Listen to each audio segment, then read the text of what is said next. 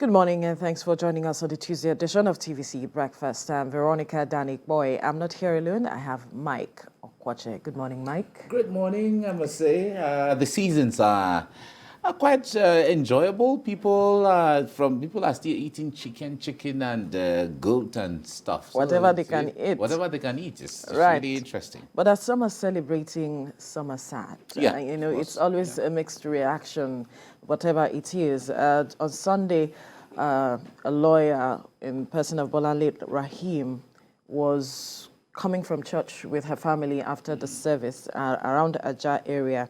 And, while the husband was the police stopped the husband, and while he was trying to negotiate a bend and just park properly so that he can attend to the policeman, there was an accidental discharge that, led to the death of Bolanle Rahim. And that has sparked, an outcry amongst not just Lagosians, but the generality of Nigerians talking about these matters, how police, handle, their relationship, engagement with Nigerians. You stopped someone, and the person was trying to perhaps negotiate a bend, and then you misfired, and now someone has lost a life. It is even being reported that she was pregnant, that after 8 years, she's just having a baby, and now she's gone. Though the police public relations officer for Lagos Command, Benjamin Hundeyin, has said that Nigerians should, calm down and all of that they are going to review their rules of engagement.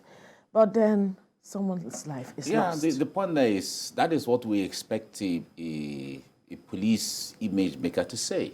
Everybody calm down, we're investigating, we'll get to the root of it, and then keep the police officer arrested or detained. It's normal. That's just the routine. That's the protocol. Yeah. However, the NBA has responded to this. The governor the Lagos State government. Lagos State government is generally intolerant of all this kind of misbehaviors and misdemeanor.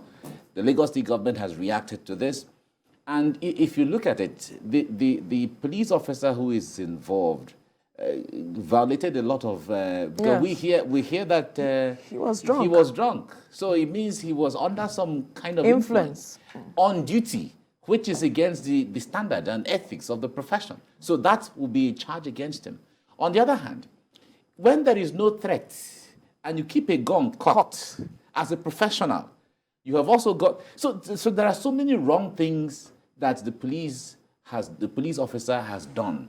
And this draws attention to even the entire police as an institution. Absolutely. We have what led to the NSAS in the first place. This was actually what led to NSAS. These are some of the things. Yeah. So the point there is that any opportunity or any incidences of this kind where innocent citizens who pay their taxes to ensure that the police has funds to run it, who are law-abiding, who are doing whatever they're supposed to do, going about their normal duty and everyday life, and then out of nothing, out of no provocation, nothing, you just have somebody killed. It's possible, of course. We can read it logically that the police officer may not have the intention to kill the woman, and all of that. But the point there is, if you're a professional and you're well-trained, you don't keep your gun cocked. On the other hand, even if your gun is cocked, there's a way you hold it in such a way that in case there's an accidental discharge, it doesn't discharge into people. It is either discharging upwards or it is discharging downwards to the ground. So a situation where you were not in control of your either emotions or mind or psychology or whatever, or body, or whatever the thing is, and you allow your gun to discharge accidentally or intentionally, whatever the thing is, when you are not provoked, there is no tension, there is no chaos anywhere. No, Nigerians will not take it. In fact, from the same police station, I think 3 weeks ago, a gentleman was killed by a policeman from the same police station in Ajah. Something is not right and has to be investigated. No, the rules of engagement has to really be reviewed such that the engagement with Nigerians, they are not threatening you. These persons are just going about their businesses until when perhaps you see a threat. I'm sure they understand when you should even cock your gun. You should know when, because it is sad There is nothing, yes, we want to see justice being done and all of it, but that would not bring the life back. How do you create closure for that family? It's going to be hard for the family, and our heart goes out to that family, because when you see a husband and children, because I'm just only imagining, it's going to be traumatizing for them. Seeing what is happening to their mom and wife, and they are helpless, and they can't do anything. No, you can't recover from that. Sometimes none of this is better, but psychologically, it would have been better if the story was told you that something happened than you've been there and you are helpless and can't do anything. Those children are going to be traumatized for the rest of their lives. And the husband is not going to recover from that for the rest of his life too. So these are the things. It draws us to the issue of training. How often do our police officers go for training and retraining? The point there is, it's not enough to train to become a police officer. It is not enough to say, okay, I am a professional now. There's supposed to be constant retraining of the police personnel. Of course, we know there are constant retraining. But the point there is that how often does it take place? Especially those who are on the roads at that level, because there are hierarchies in the police, and we know how often police officers at the echelons, we know how often they go for training, and we know the capacity of the trainings that they embark on. Some even outside of the country, but those on the field, those are that the level ones that really need that engage Nigerians on daily basis on the roads and on the streets and all of that. How often do they get trained? And these are the issues. A Twitter influencer was a social media influencer on Twitter a few days ago was also analyzing this issue and was saying that there are two classes of the Nigerian police: the real police, the police officer, and then the recruit. So he was trying to break them into all of those. But the point there is that so long as you wear the uniform of the Nigerian police force, you are supposed to be you're supposed to abide by the rules of engagement and respect for the average Nigerian who is going about his or her lawful duty on daily basis. Recall that the police always, when there is chaos, they say, okay, everybody should go about their normal duty. They always say that. So now somebody is going about his normal duty and got herself killed by a police officer. Because we've been talking about building trust, especially in the engagement and after the NSAS incident. Now we are having this happening again. Something has to be done, and quickly at that. All right, we move forward now, and we begin with a tragic incident of a gas explosion that occurred on Monday evening at a residential building in Aladelola Street, Ikosi-Ketu area of Lagos.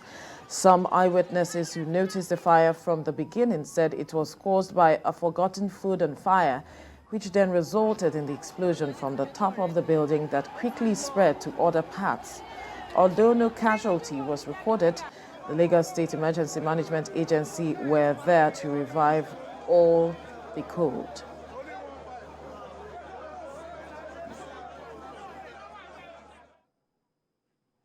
Sad one there. And in another sad news, a female lawyer has been sent to her early grave by a police officer on Christmas Day.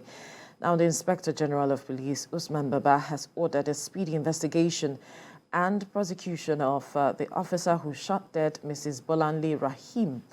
The IGP, while condemning the killing in a statement by the force spokesperson, Muyiwa Adejobi, described the incident as sad and unfortunate. The police boss, who commiserated with the family, friends and colleagues of the deceased, said the force will not condone the inappropriate incident. The unfortunate incident occurred when the deceased and her family were returning from Christmas service on Sunday. The public Relations Officer, Lagos Police Command, Benjamin Hundeyi, who confirmed the incident, said the officer involved has been arrested and taken into custody.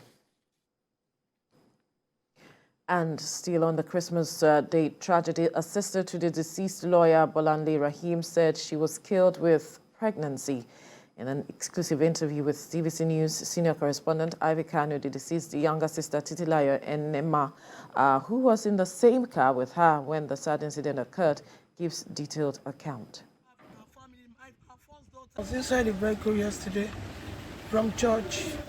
The Redeem was doing program yesterday, lead fishing. So my sister now said that we should not go to Surulere. We should just go nearby church.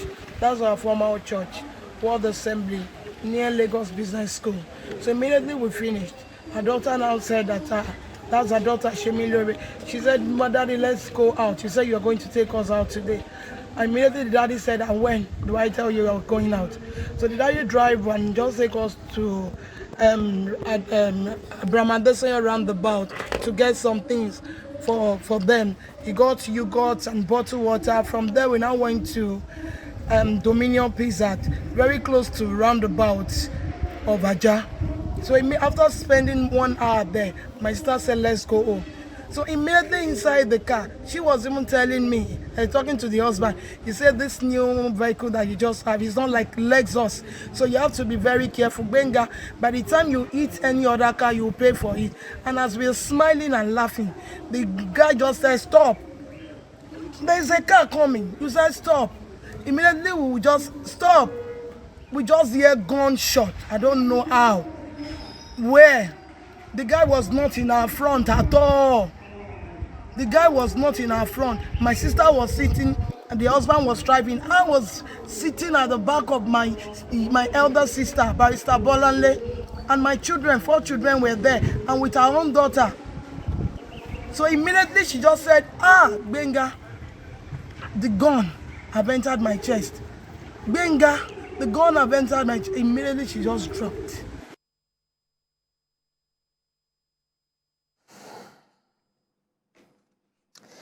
A really sad one there.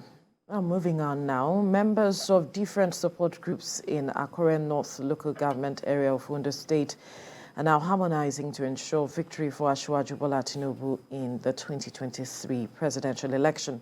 Speaking at the meeting, the leader of the groups in Akure North local government, Akindele Adeniyi, said members of the party are determined to galvanize support for Tinubu at the grassroots. He called on members to embark on door-to-door campaign to meet with the aggrieved party members. Purposely, we are here today to identify all the support groups in Akure North. And successfully, we have been able to do it now. And we thank God for it. Everybody with cooperation, that people are enthusiastic in working for Asiwaju Bola Ahmed Tinubu. So we are here today to know ourselves, and we will be meeting regularly. From now, everybody will move to the unit. When we talk about Asiwaju Bola Ahmed Tinubu, naturally, people love him. And why is it that people love him? They look at his performance when he was governor in Lagos State. What he did with Lagos State, he turned Lagos State around. That's one, both economically and the security-wise. We are bringing all the support group together so we can start working for Asiwaju Tinubu, so he can become the president of Nigeria, to gather enough votes for him in Ondo State. The Speaker of Nigeria's House of Representatives, Femi Gbajabiamila, is pleading with Nigerians to vote for detribalized leaders that will have a deep connection with the grassroots.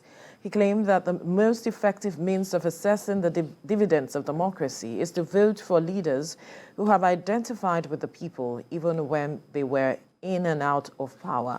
We have details in this report.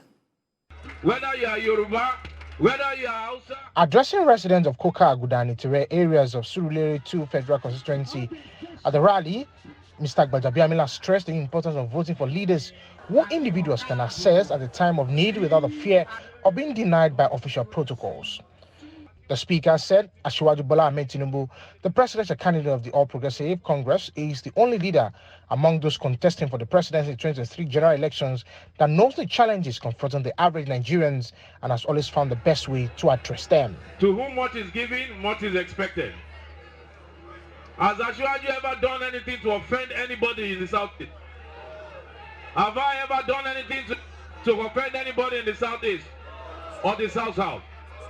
Tell me one state in the first year of Nigeria, 36 states, where you have a non-indigene in the cabinet. One. I can tell you one. Lagos State.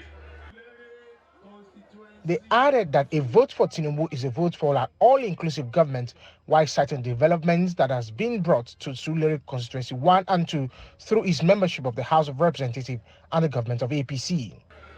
If you are seeing me here in front of you, you are seeing Ashwaju. Otaro. So there's nothing you want that we will not listen to you. While reading out the different achievements in health, education, and road, Mr. Gbajabiamila noted that the developments were brought to Surulere Constituency 2, where every resident, irrespective of ethnic or religious difference, had the benefits. While reeling out the different achievements in health, education, and road infrastructural projects, Mr. Gbajabiamila noted that developments were brought to Surulere Constituency 2, where every resident benefits irrespective of ethnic or religious difference. The people I need here are the people in opposition or who are not with us in APC. But because I cannot reach them, I am using you as a point of contact to go out there and preach the gospel to them. For the speaker, he encouraged residents to vote for Tinubu and APC candidates to continue to enjoy quality governance at the grassroots, while adding that the permanent voters card is their most prized asset to vote for the candidate of their choice. All right, let's take a breather. And when we return, we'll review top stories on Nigerian newspapers. Do stay with us.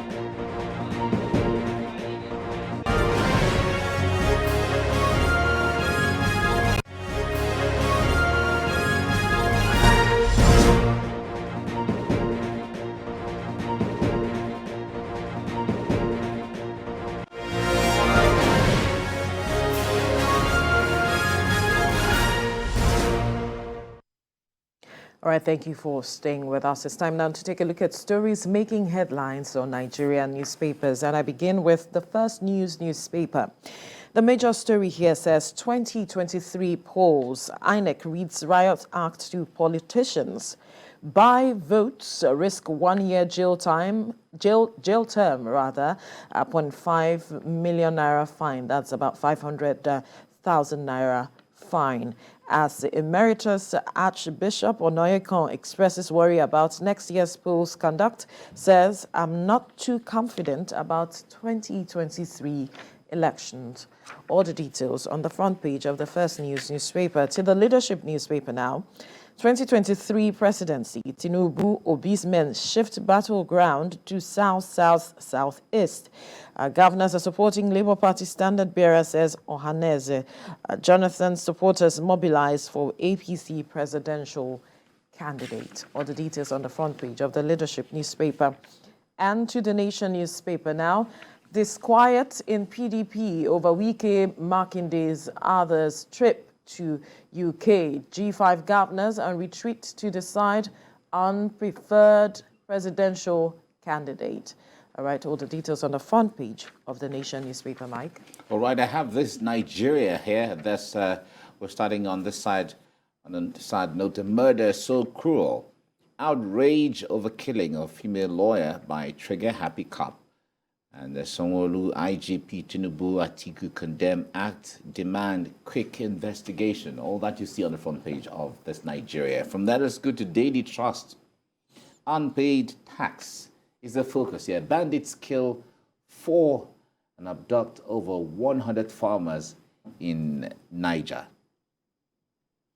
4 village heads in captivity, 1 killed. We're making efforts to rescue them. The police is saying this. And kidnappers killed 3 siblings, motorcyclists, after collecting 60 million naira in Taraba State. And this is happening because of unpaid taxes to the bandits. Really a sad one there. From there, let's go to the Punch newspaper. CBN monitors 6,047 BVNs over suspected fraudulent transactions. Central Bank examines 28 bank customers' operations, 17.89 million bank accounts not linked with BVN. Wow. 17.89 million bank accounts not linked with BVN. Okay, that's what you see on the front page of the Punch newspaper. All right, and Business Day is the last one we're looking at now. Nigeria's oil sector reforms failed to gain traction. Nigeria's oil sector reforms failed to gain traction. That's Business Day, and that's the last one we're looking at right now. Veronica? All right, Mike, let's look at the stories. Campaigns are in top gear, and politicians moving around, like you see in the papers this morning, trying to get the buy-in of electorates. But INEC is reading the Riot Act, saying, you know what? If you buy votes, you risk 1-year jail term, or you get a 500,000 naira fine. And this is, INEC has been, reeling out all of these riot acts in the previous days leading up to the election. It has been reading out riot acts. It has said that don't bring vote phones to the polling booth. Don't come with your phones. So you don't bring bag of rice. don't record what's going on, okay, and then snap. Okay, I voted for you. Party. You snap by, come and give me my. Don't whatever. bring bag of rice to the polling booth. Yeah. Don't bring it anywhere close. It has been reading out riot acts, and this is one of it, saying you risk jail term. If you have not been hearing what I've been saying, okay, let me reiterate them. Let me reiterate what I've been saying and make it clear to you. You risk a time in jail, a year's term in jail if you buy votes and all of it. But then this is what we've been hearing over time. Yeah, we've heard this. It's a good thing INEC is reiterating this. However, what impact it's going to have in the minds of people is totally a different thing. But it's a good thing INEC is reiterating it. At times like this, we have seen in the past when even INEC has said, oh, no vote buying, and we still saw vote buying. Now, the issue there is that a lot of persons will wait to see what I may call good escapism, where you're using somebody as a scapegoat, right? Because you can't get everybody who is doing that. In fact, I think some of the political parties have perfected this system where you won't see anything happening on the ground or around the polling units.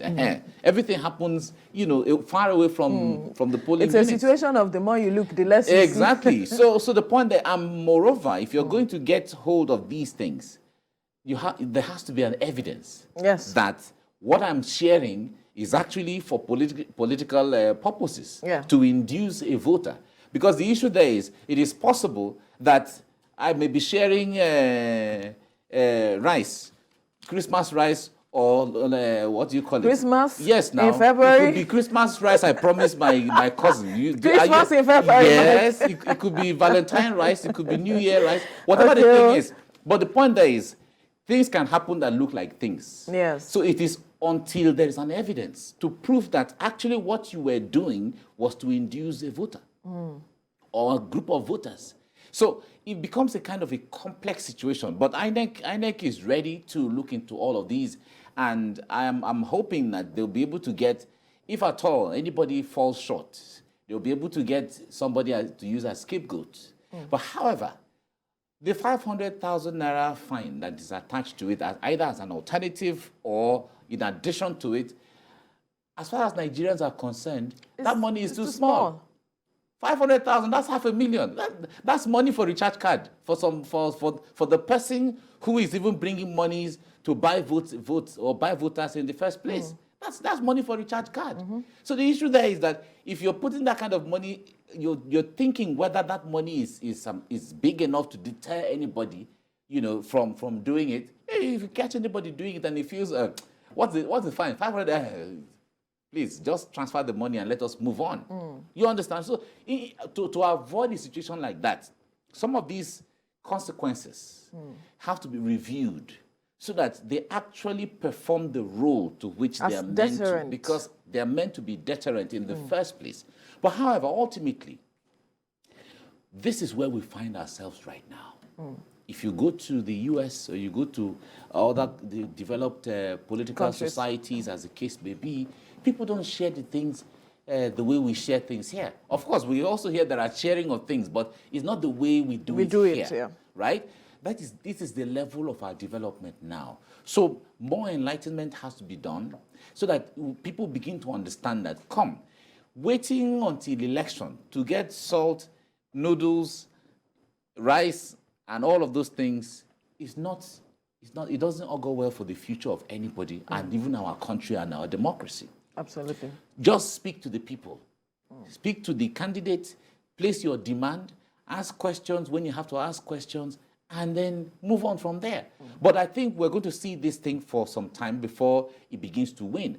It is a good thing that we have our democracy, our nascent democracy, that we call it, is about 22 or 23 years old now. So we keep going, and every election cycle, we experiment some things, and then we get better. That's how it is. Absolutely. The joy for me is the fact that there is some level of awareness. Yeah. We have seen that, especially with this crop of generation of persons who have come to understand that we need to move beyond all of this. Yes, we haven't gotten to the grassroots, because they are the critical persons here, the grassroots, to get that understanding, because oftentimes the politicians understand that these are the people who perhaps need some of these things that they share. And so they buy their conscience with all of this. I will do this, I'll do that. Oh, we need this thing, and they are giving us this. So why don't, we haven't eaten for some days, we haven't had this.